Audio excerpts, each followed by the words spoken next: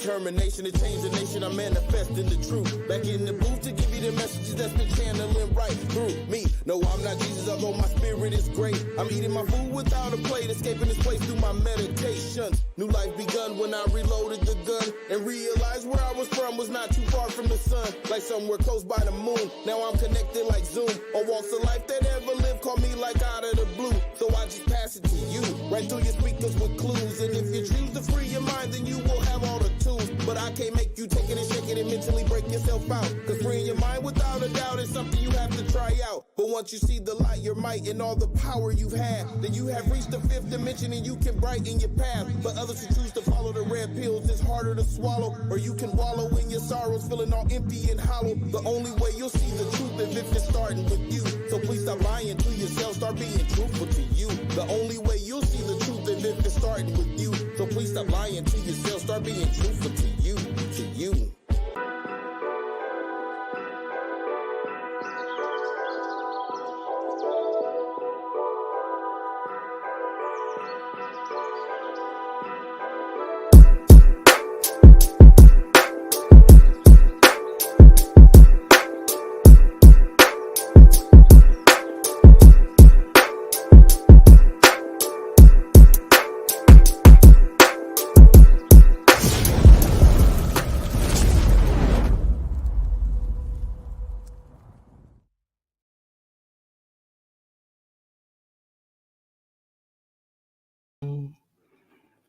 Hey. Long time no see.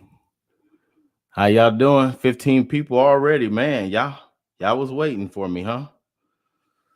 Man, shout out if you can hear me. See if I got some comments already. Put these up here. How everybody doing? I got a thumbs up. That's good. That's good. Hey, Shonda, how you doing? All right. Miss Richardson. Hey, Tony. How you doing, Tony Tone? What's up? Okay. Hey, Roki. Hey. Yeah, so y'all tuned in. We ready to talk.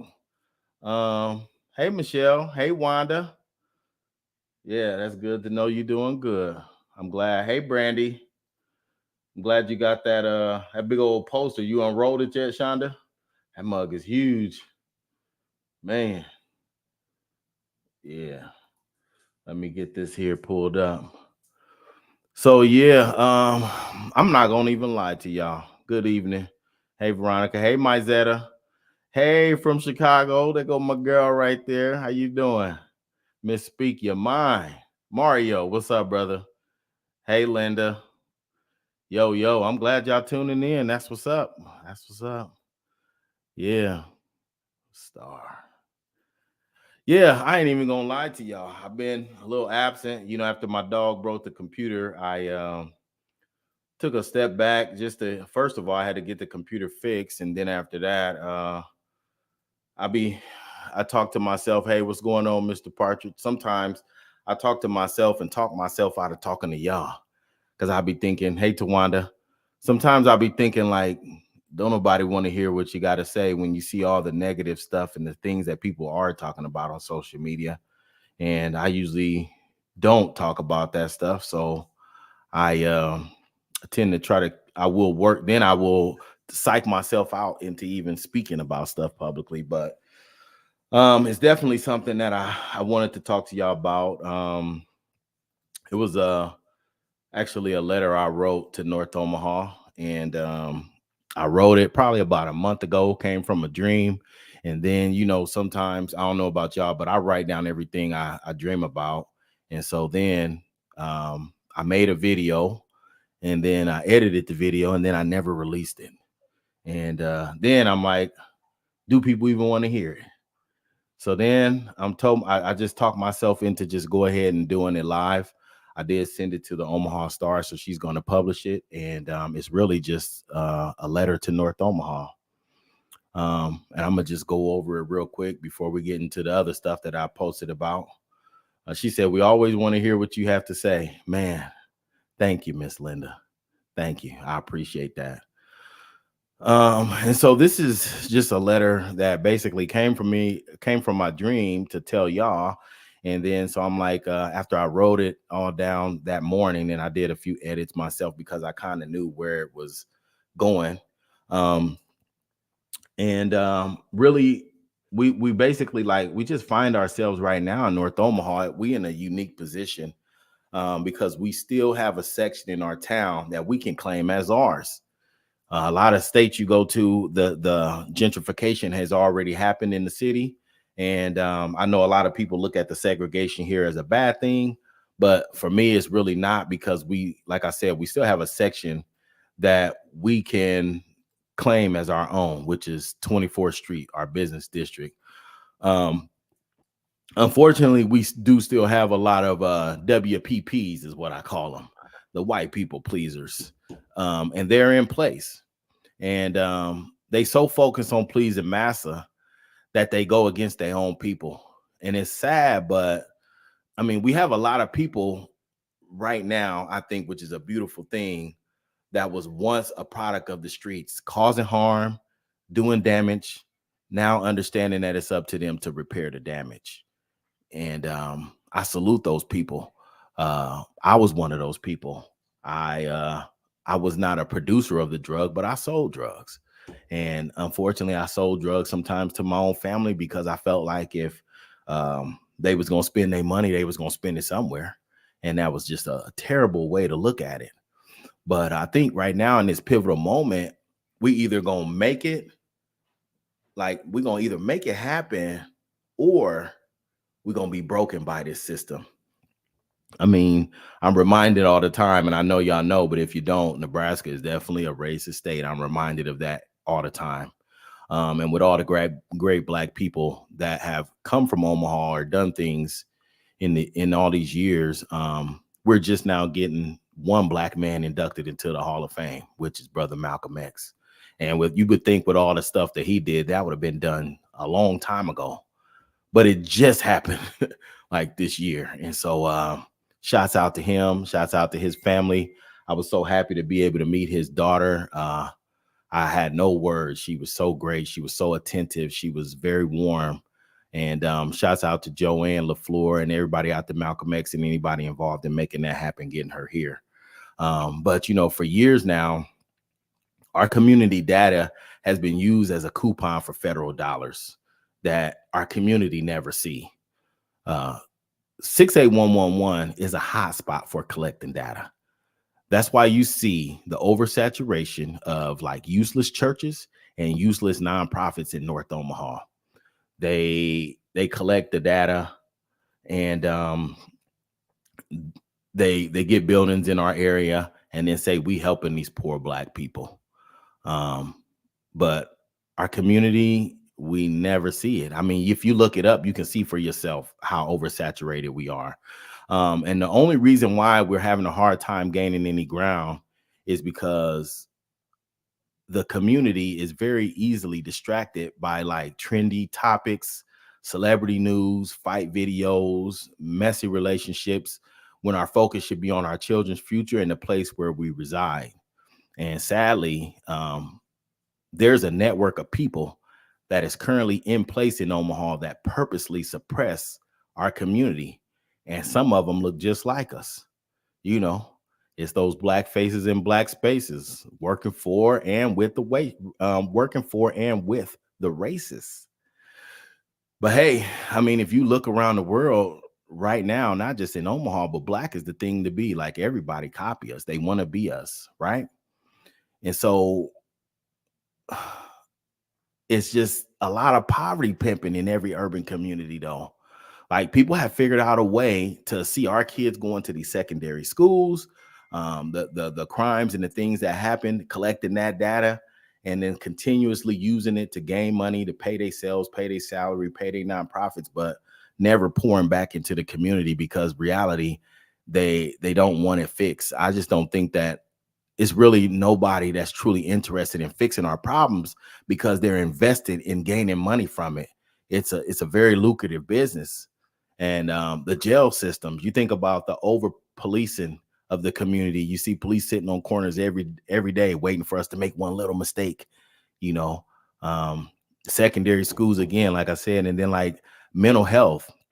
I mean, the mental health medicine that they're giving our kids, telling them ADHD and all that. When if you look at it, there's those gaming sites where they're paying these kids to be multitaskers. They calling it ADHD, but they paying them to be able to multitask on these games. And it's just crazy. And when you talk about the unsanitary low income housing that's collecting checks of disabled and low income people, while simultaneously failing to provide safe and healthy living conditions. I mean, I could go on, but it's just way more. However, the way we stop it is really simple. For one, we have to keep God first, because we are godly people. That's a part of us. That's just who we are. We are godly people, and it's in us. We also have to understand the importance of unity, being together. We don't have to keep waiting for somebody else to tell us what we can do in our community. I mean, you think about it, Omaha Day is once a year, but every year, what stops us from getting together on 24th Street and doing our thing? I mean, it's our designated business district, and setting up on sidewalks and pulling out our food trucks and passing our dollars around. What y'all think the gatekeeper's gonna tell on y'all and call the police? I mean, every weekend, if you go to any other district, that's what they do. Go check out South Omaha on a Saturday. I mean, go check out Dundee on a Saturday, the Old Market, Blackstone on a Saturday, the Benson district on a Saturday. Not just Saturdays, but most nice days and nights, these districts are making money. They're not sitting around waiting for somebody to tell them that they can come out here and collect money, you know? And I know it's like we get Omaha days, and it's like those 3 or 4 days. They like, oh, y'all can come out and make money and sell stuff. But we got to break the mental conditioning that we have been subjected to in this town, where people think that that's the only time we can do it. It's not true. It's just not true. And there's some of us that understand that, but we looked at as troublemakers, right? By the same people that we set out to help sometimes, and then by those people who's making dollars off of us being docile. And it's real easy to bully the small number of people that realize the truth when we don't have the numbers or other bodies to back the initiatives. I know people always talk about divide and conquer, but it's an old saying, but it still holds true to this day.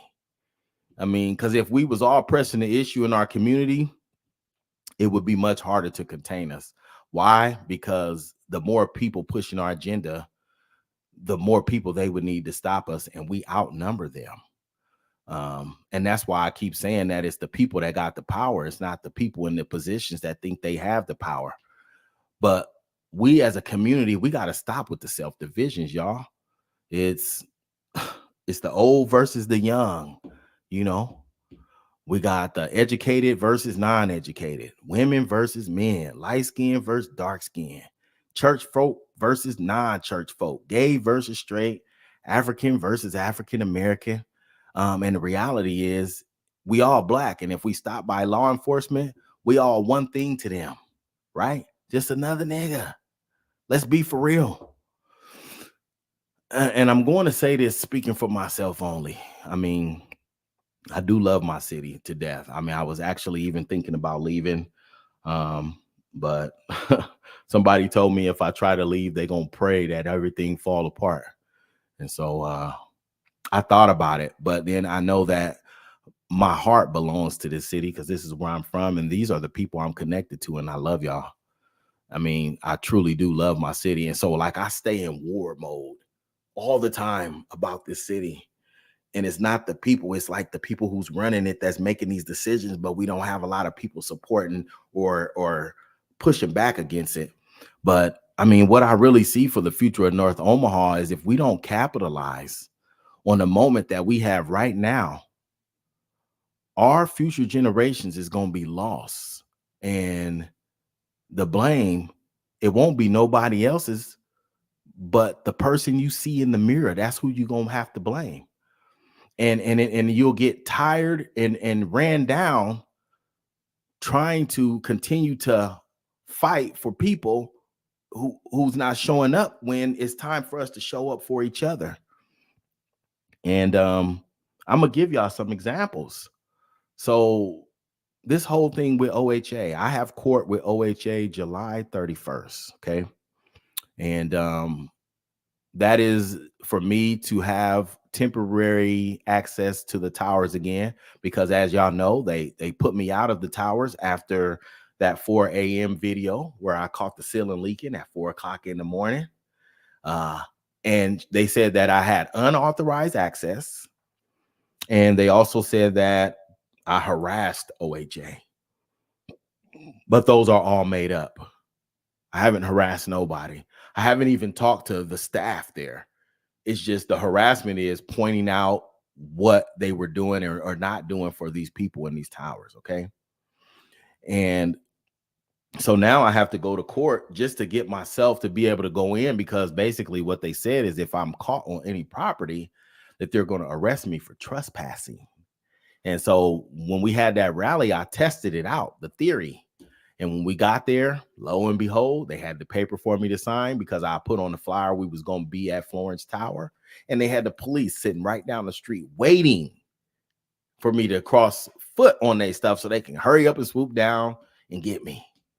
But what they didn't know is, you know, you throw out the bait and they fall for it. And we already had a neighbor agree to let us use their property to hold the rally.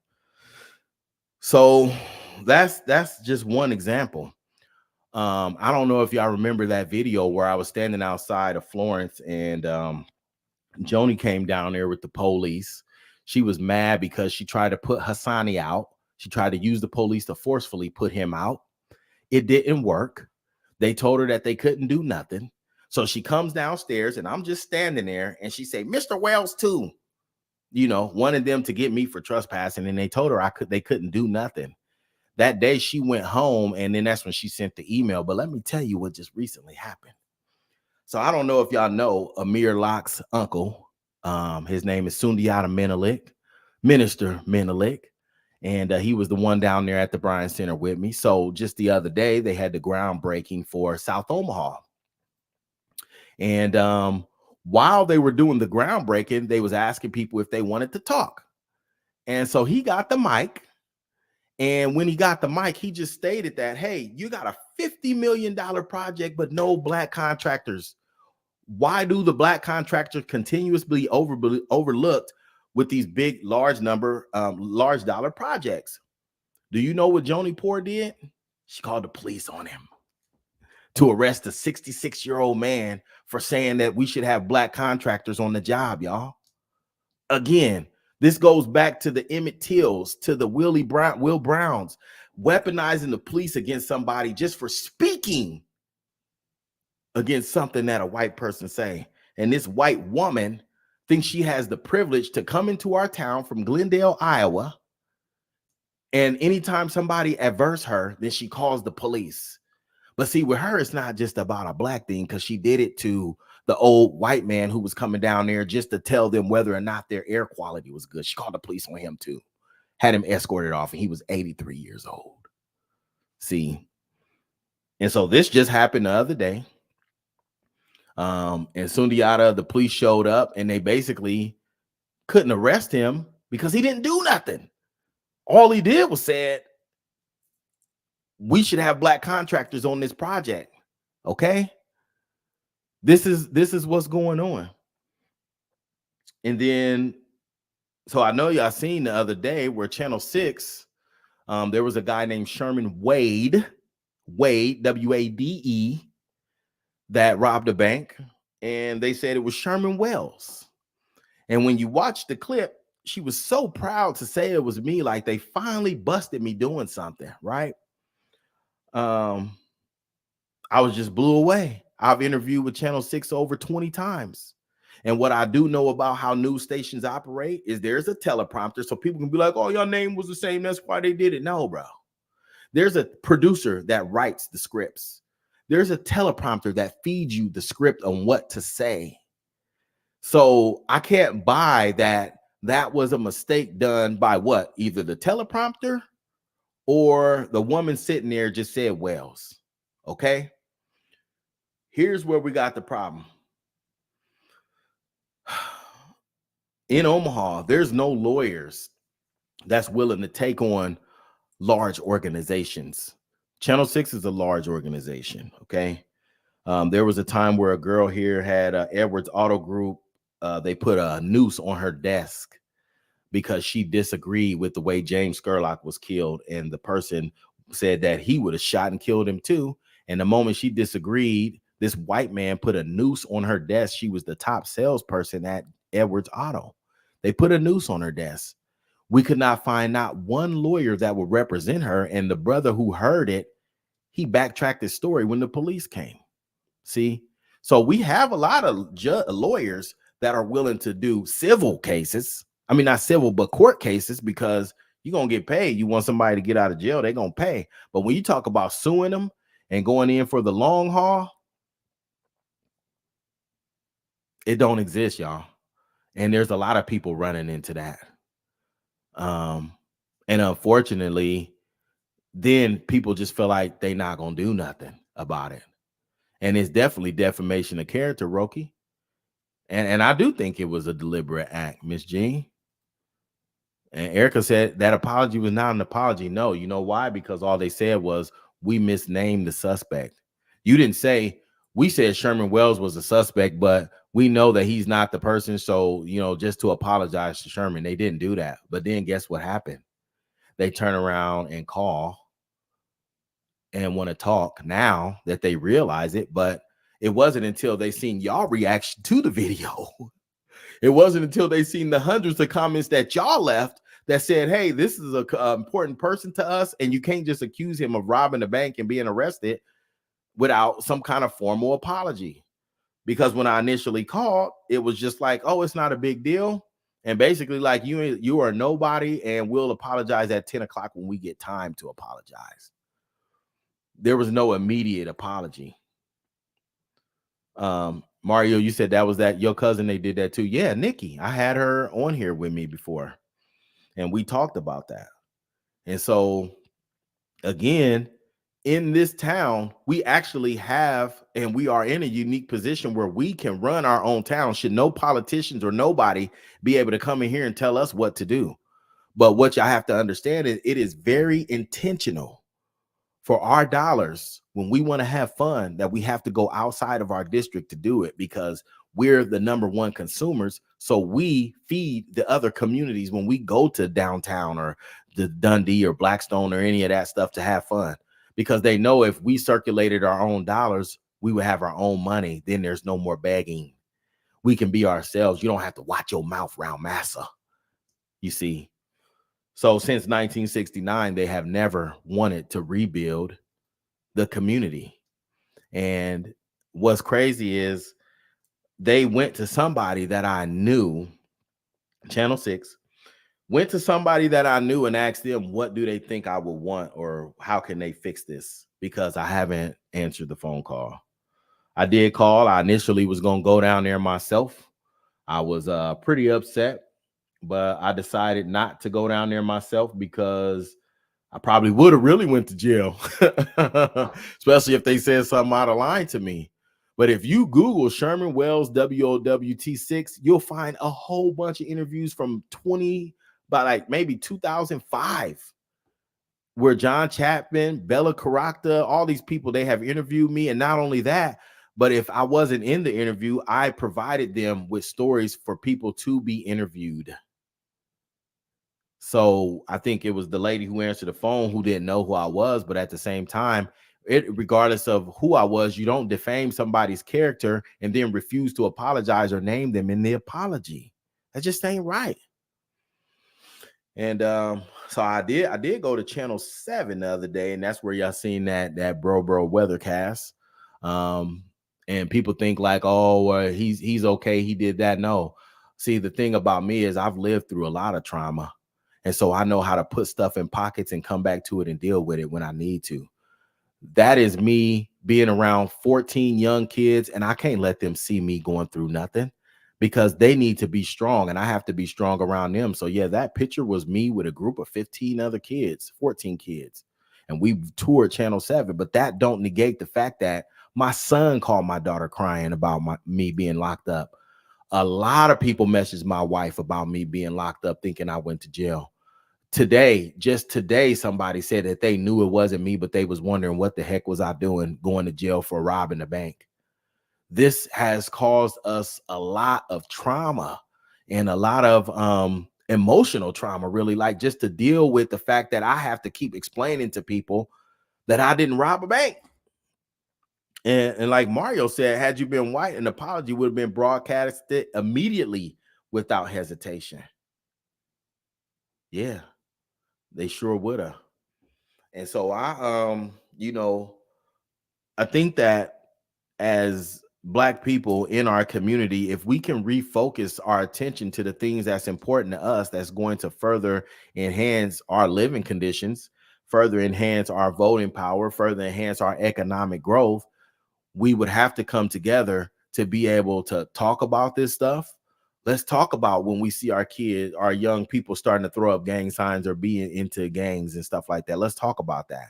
The moms who don't have the fathers, or the fathers who don't, that are not in their child's lives, that's allowing this to happen, and you see it and you don't say nothing.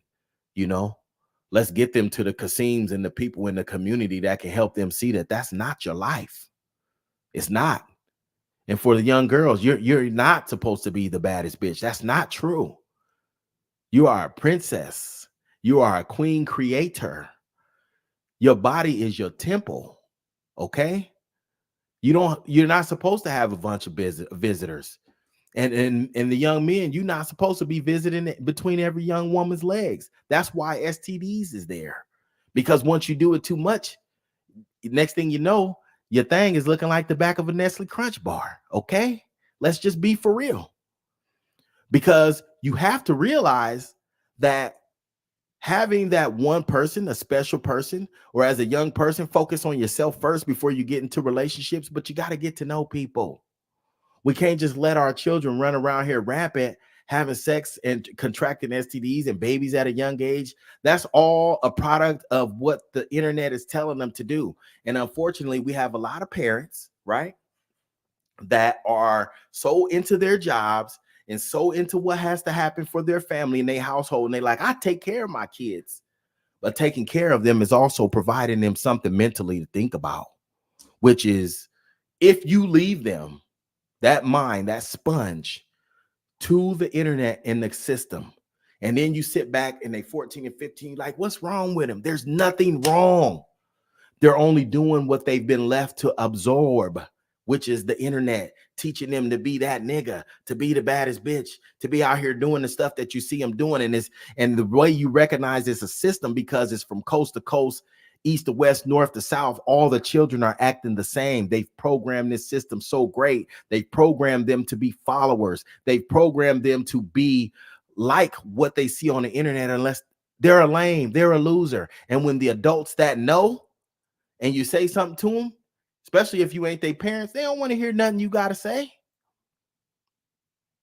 So I spend time with the children that I'm working with. Shouts out to NOCP that gave me the platform and the facility to come in and host these 15 young kids.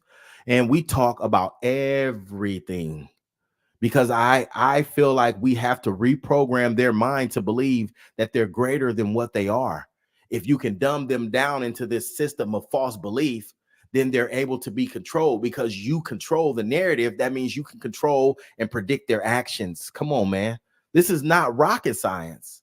It's simple, but it's simple to us, but might not be simple to some of the parents that's struggling and trying to make ends meet. And so that's where a community comes in. Y'all think I created that brand just to make money? No. I'm from the hood. Before it took a village, now it takes a hood. Motherhood, fatherhood, brotherhood, sisterhood, parenthood. It's the reuniting of the village. We have to. We got to be uncles again, and grandpas again, and grandmas again, aunties again, mamas again, daddies again, goddads. Even the parenthood. You might not have a child, but you can still influence a young mind, because if we don't do something now, it's a wrap. And Omaha is in a unique spot. Like I said, we can have our section. And so, I mean, it's pretty simple to me. And I'm a person that feel like solutions is the answer. We can talk about all the problems all we want, but the solution is all hands on deck. Look in the mirror and see what can you do. There's nothing hard to figure out. Start by living your life righteous enough that when somebody look at you and look at your life, that they can take an example from it. That's really all you got to do. I don't expect everybody to jump out here and just, oh, I can do this in the community and do that. No, but support the people that you do see in it, and then live your life righteous enough that people can see you. And what is your legacy going to be when you leave here, when you're out of your body, when your spirit leaves? Because you're a spiritual being just having this experience. And when your spirit leave and people say he's dead, what are they going to say about you or her or she or him, whatever? What are they going to say? While you're talking to the youth, have you determined why they're so disrespectful to the elders? You know, that's a tough one, because sometimes the elders are disrespectful to them as well. I was raised to respect my elders, but you got to remember, we're dealing with a whole new set of humans who they feel like the respect is earned and not given. And if you're disrespected by an elder, then they're going to disrespect them back. I don't agree with people not giving elders that grace. But look at the condition of the community now. When you think about elders, I'm 48. I could be considered an elder to some people.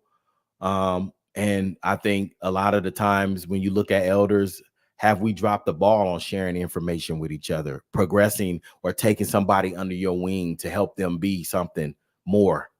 You know, I've been with a group of young people, and elders assume that they're just up to no good just based off how they look.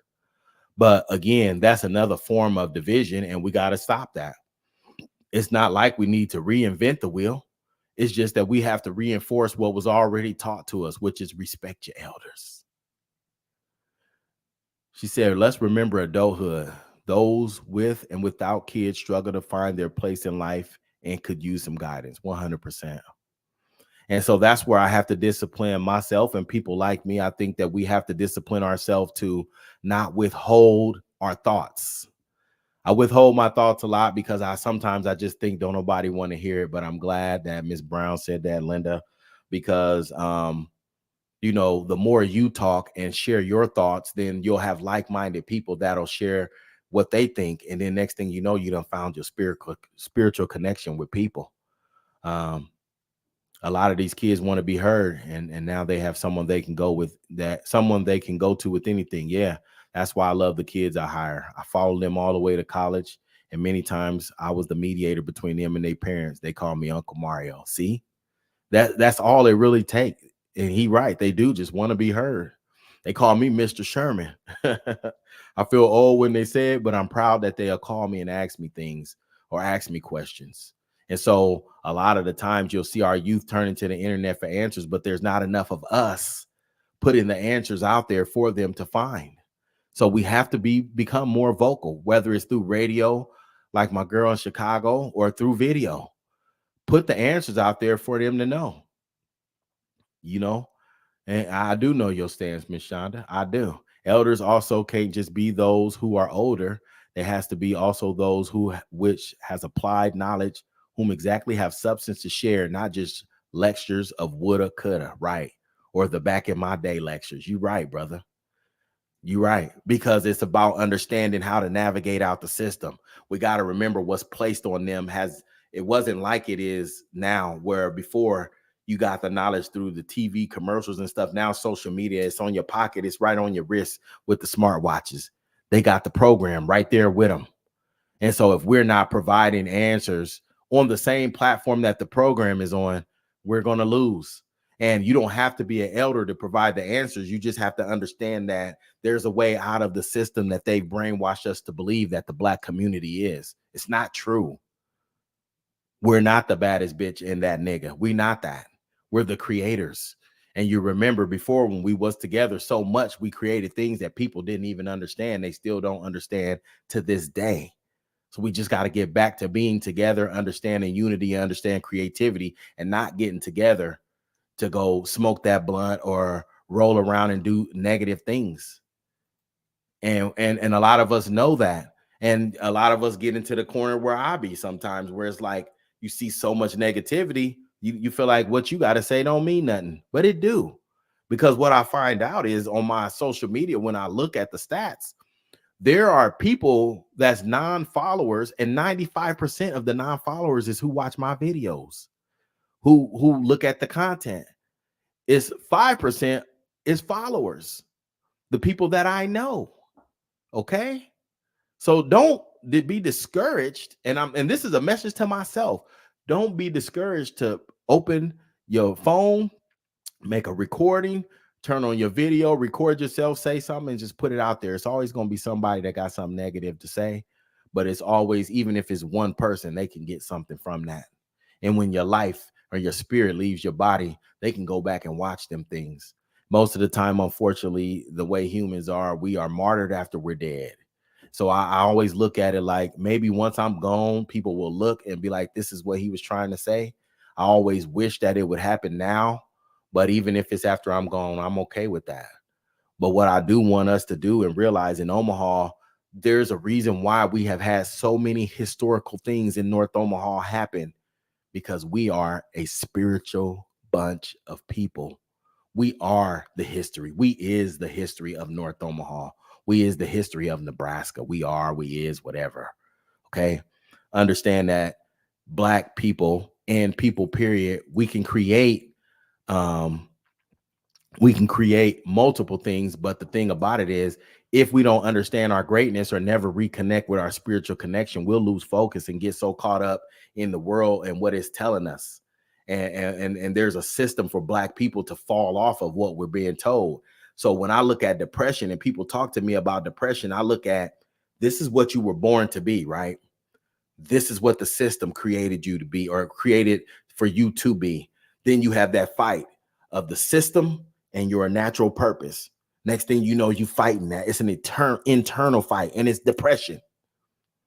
You fighting with yourself to be something that you're not, when you know what you're here to be. And so if we can change our mindset, understand that we are under a system, look at the reality of life.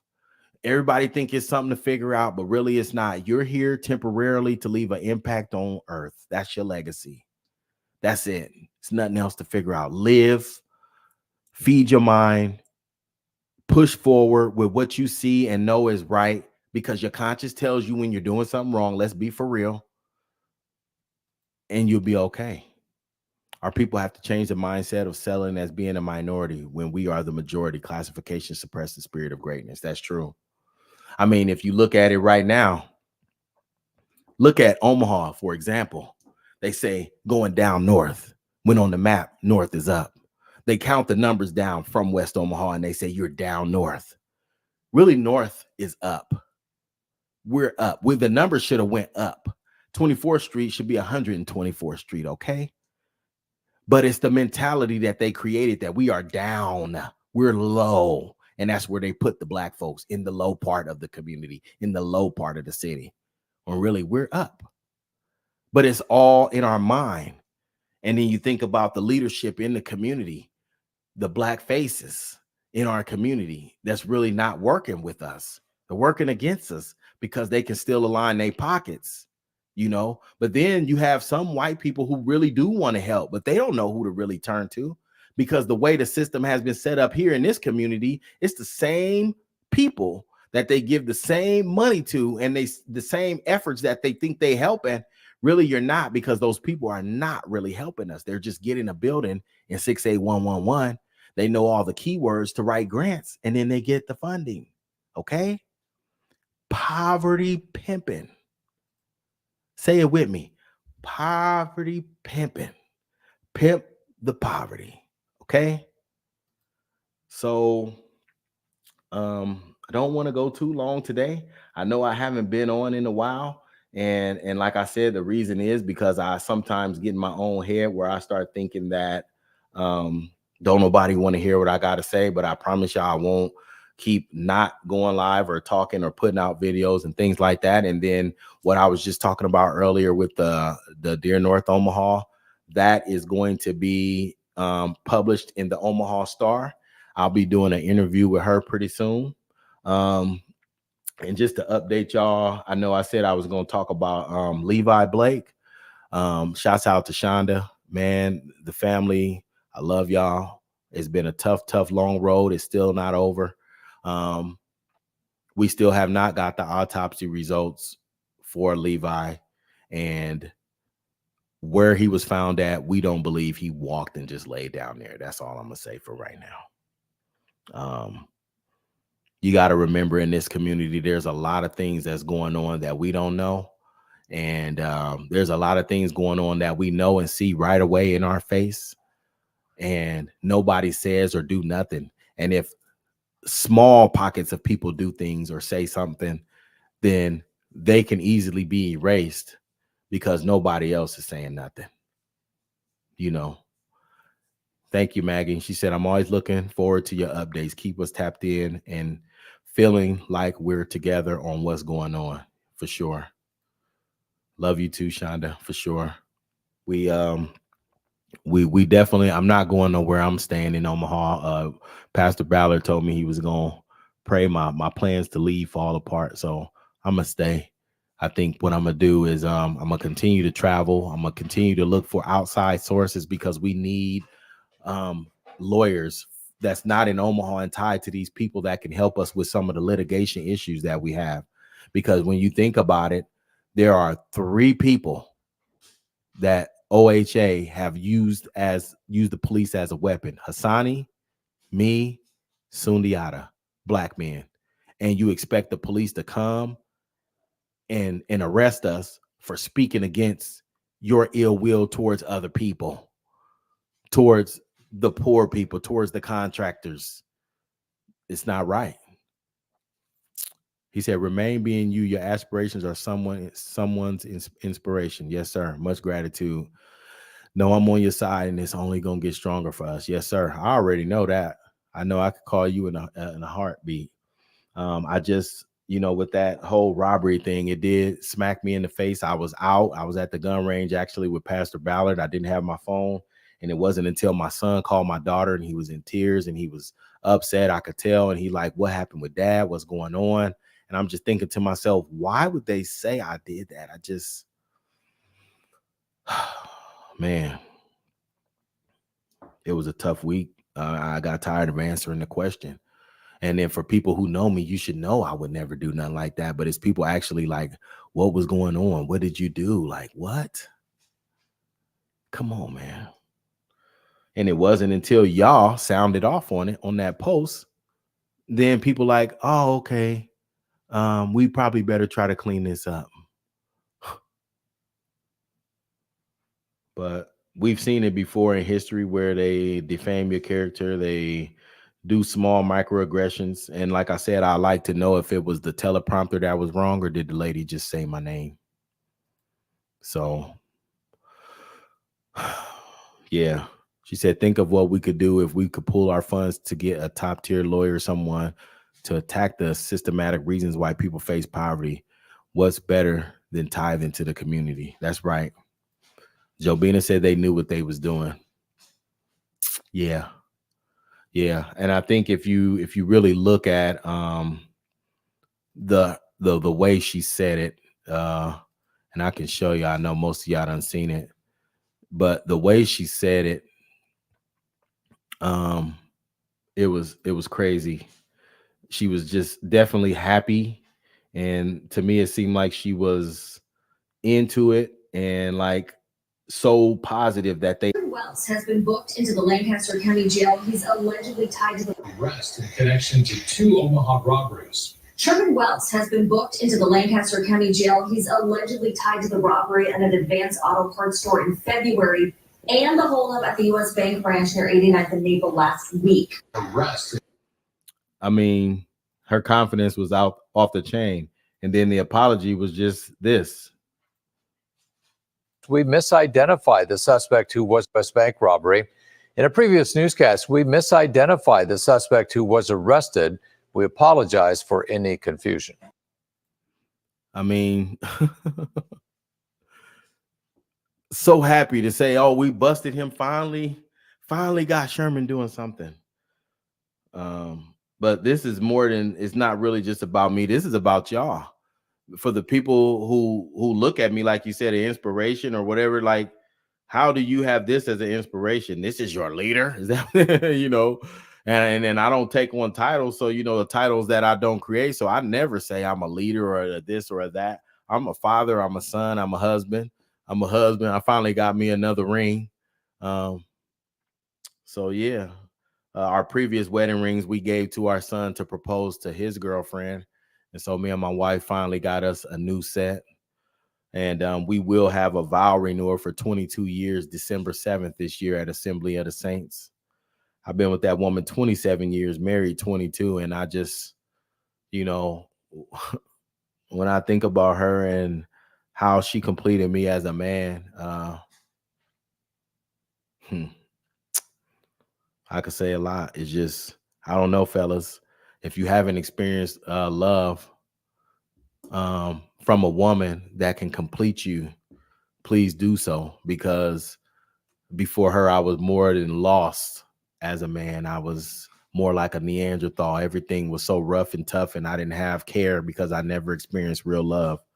When you experience real love and can learn from a woman how to be loving, how to care about yourself, how to love others, that's what completes you as a whole man. So yeah, 22 years married. I'm happy to say that, 27 years together. So we're going to be doing our vow renewal. So, but I just want y'all to stay up, stay focused.